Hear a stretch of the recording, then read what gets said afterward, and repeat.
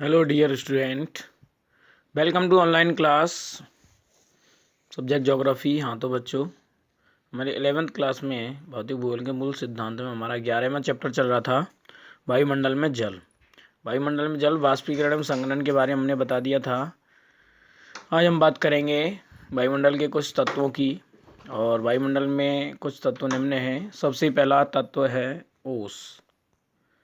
बच्चों, आपने ओस तो देखी होगी।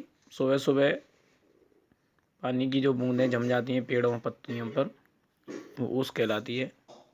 तो देखिए बच्चों, जब आर्द्रता धरातल के ऊपर हवा में संघनन केंद्रकों पर संघनित न होकर के ठोस वस्तु जैसे कि पत्थर, घास तथा पौधों की पत्तियों की ठंडी सतहों पर पानी की बूंदों के रूप में जमा होती है, तब इसे ओस के नाम से जाना जाता है। कहने का मतलब यह है कि जो आर्द्रता यानी नमी है, वो धरातल के ऊपर हवा में, धरातल से पहले ऊपर हवा में संघनन केंद्रकों पर संघनित ना होकर के ये क्या करती है, वो ठोस वस्तु जैसे कि पत्थर है, घास है, पौधे की पत्तियों की है, उनकी ठंडी सतहों पर पानी की बूंदों के रूप में जमा होती है, वो वाष्प आर्द्रता। तो उसे ओस के नाम से जाना जाता है।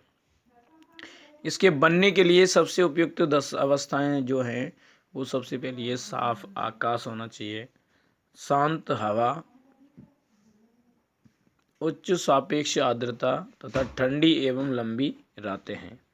ओस के बनने के लिए यह आवश्यक है कि ओसांक जमाव बिंदु से ऊपर हो।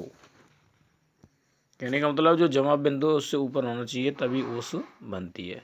अगर जमाव बिंदु से नीचे चला जाता है टेम्परेचर, तो वो डायरेक्ट बर्फ जमती है, जिसे पाला कहते हैं। अब आता है तुषार। देखिए तुषार क्या होता है। तुषार पाले को ही बोलते हैं। तुषार ठंडी सतहों पर बनता है जब संघनन तापमान के जमाव बिंदु यानी 0 डिग्री से नीचे चले जाने पर होता है, अर्थात उषांक जमाव बिंदु पर या उसके नीचे होता है। अतिरिक्त नमी पानी की बूंदों की बजाय छोटे छोटे बर्फ के रवों के रूप में जमा होती हैं। उजले तुषार के बनने की सबसे उपयुक्त अवस्थाएं उसके बनने की अवस्थाओं के समान हैं। केवल हवा का तापमान जमाव बिंदु पर या उससे नीचे होना चाहिए, तो तुषार का निर्माण होता है। इसके बाद देखिए बच्चों, अब आता है कोहरा या कुहासा। कोहरा तो आपने देखा होगा, अब सर्दियों में शुरुआत हो जाएगी।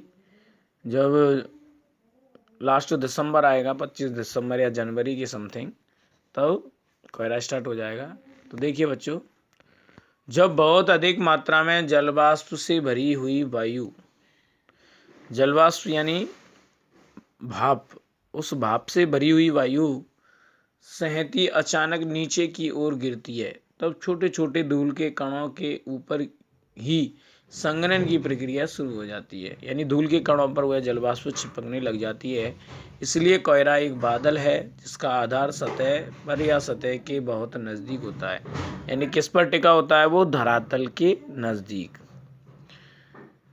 कोहरा तथा कुहासा के कारण दृश्यता कम से शून्य तक हो जाती है। नगरीय एवं औद्योगिक केंद्रों में धुएं की अधिकता के कारण, जो नगरीय और औद्योगिक केंद्रों में धुएं की अधिकता के कारण केंद्रकों की मात्रा की भी अधिकता होती है, जो कोहरे और कुहासे के बनने में क्या होती है, मदद देती है। ऐसी स्थिति में जिसमें कोहरा तथा धुआं सम्मिलित रूप से बनते हैं, वो धूम्र कोहरा कहलाता है, यानी धुएं वाला कोहरा। कुहासे एवं कोहरे में केवल इतना अंतर होता है कि कुहासे में कोहरे की अपेक्षा नमी अधिक होती है, यानी झरता है। कुहासा पहाड़ों पर अधिक पाया जाता है क्योंकि ऊपर उठती हुई गर्म हवा ढाल पर ठंडी सतह के संपर्क में आती है। कोहरे कुहासे की अपेक्षा अधिक शुष्क होते हैं। कोहरा जो है वो कुहासे की अपेक्षा शुष्क होता है। कहने का मतलब, नमी कुहासे में ज़्यादा होती है, कोहरे में कम होती है, तथा जहाँ गर्म हवा की धारा ठंडी हवा के संपर्क में आती है, वहाँ ये प्रबल होते हैं। कोहरे छोटे बादल होते हैं जिसमें धूल कण, धुएं के कण तथा नमक के कण होते हैं। केंद्रकों के चारों ओर संघनन की क्रिया पाई जाती है। अब आता है बच्चों बादल। ये तो बादल आपने देखे होंगे। बादल पानी की छोटी बूंदों या बर्फ के छोटे रवों की सहेती होती है। सहेती होता है मतलब छोटे छोटे बर्फ के रवों की इकट्ठा एक समूह होता है, जो कि पर्याप्त ऊंचाई पर स्वतंत्र हवा में जलवाष्प के संघनन के कारण बनते हैं। पर्याप्त ऊंचाई पर स्वतंत्र हवा में जलवाष्प के संघनन के कारण बनते हैं। क्योंकि बादल का निर्माण पृथ्वी की सतह से कुछ ऊंचाई पर होता है। बादल का जो निर्माण है वो पृथ्वी की सतह से कुछ ऊंचाई पर होता है, इसलिए ये विभिन्न आकारों के होते हैं। इनकी ऊंचाई, विस्तार, घनत्व तथा पारदर्शिता या अपारदर्शिता के आधार पर बादलों को 4 रूपों में वर्गीकृत किया जाता है। पारदर्शिता का मतलब होता है दिखाई देना, आर पार दिखाई देना। अपारदर्शिता का मतलब होता है जिसमें आर पार दिखाई नहीं देता है। तो बादल को उनकी ऊंचाई, बादल कितनी ऊंचाई पर होते हैं, उनके विस्तार, घनत्व तो आदि के आधार पर इसको 4 भागों में बांटा गया है। पहला है पच्छाव मेघ, दूसरा है कपासी मेघ, तीसरा स्तरीय मेघ, चौथा है वर्षा मेघ। तो देखिए बहुत सारे मेघ हैं यानी बादल हैं, 4 प्रकार के बादल हैं। तो सबसे पहला है पच्छाव मेघ। पच्छाव मेघों का निर्माण 8000 से 12000 मीटर की ऊंचाई पर होता है। ये बादल कहाँ बनते हैं? 8000 से 12000 मीटर यानी 8 से 12 किलोमीटर ऊंचाई पर होता है। ये पतले तथा बिखरे हुए बादल होते हैं जो पंख के समान प्रतीत होते हैं। पंख के समान हमें क्या दिखाई देते हैं? ये हमेशा सफ़ेद रंग के होते हैं। पच्छाव। दूसरा होता है कपासी मेघ। कपासी मेघ रुई के समान दिखते हैं, ये रुई के समान होते हैं। ये प्राय 4000 से 7000 मीटर की ऊंचाई पर बनते हैं। ये छितरे तथा इधर उधर बिखरे हुए दिखाए जा सकते हैं। ये चपटे आकार के होते हैं जो रुई के समान हमें दिखाई देते हैं।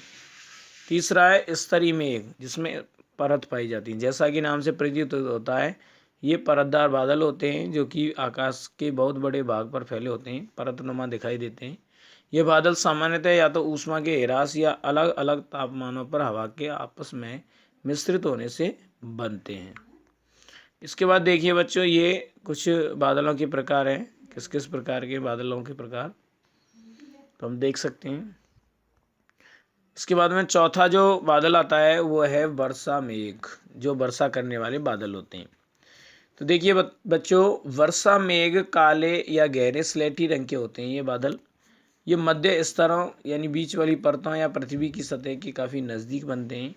ये सूर्य की किरणों के लिए बहुत ही अपारदर्शी होते हैं, यानी सूर्य की किरणें इनमें होके आर पार नहीं हो सकती हैं। कभी कभी बादल इतनी कम ऊंचाई पर होते हैं कि ये सतह को छूते हुए प्रतीत यानी दिखाई देते हैं। वर्षा मेघ मोटे जलवाष्प की आकृति विहीन सहेती होते हैं। वर्षा मेघ जो हैं, वर्षा करने वाले बादल, वो मोटे जलवाष्प की आकृति विहीन सहेती होते हैं। ये 4 मूल रूपों के बादल मिलकर निम्नलिखित रूपों के बादलों का निर्माण करते हैं। ऊंचे बादल जिसमें पच्छाव, पच्छाव स्तरीय, पच्छाव कपासी। मध्य ऊंचाई के बादल जिसमें स्तरीय मध्य और कपासी मध्य। कम ऊंचाई के बादल जिसमें स्तरीय कपासी स्तरीय वर्षा मेघ एवं कपासी वर्षा मेघ। इसके बाद में आता है वर्षण। वर्षण यानी किस तरीके से वर्षा होती है, इसको हम बच्चों कल पढ़ाएंगे। आज के लिए धन्यवाद।